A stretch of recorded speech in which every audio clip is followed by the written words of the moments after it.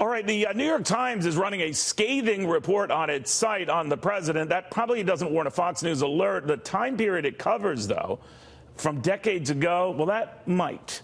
Kevin Corke at the White House with more on this and White House Reaction. Hey, Kevin. Neil, always a very interesting time here at the White House because you just never know between the New York Times and the Washington Post what might come out next. And in this case, it is the Times, as you pointed out, with a scathing article about the president's finances in the past, in the 1990s, and in particular, finances involving him and his father's business dealings. Now, I should point this out.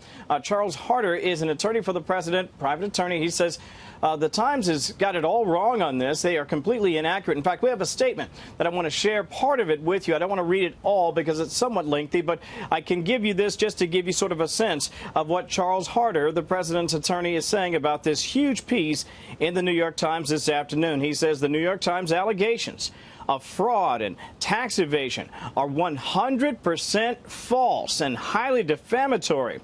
There was no fraud or tax evasion by anyone.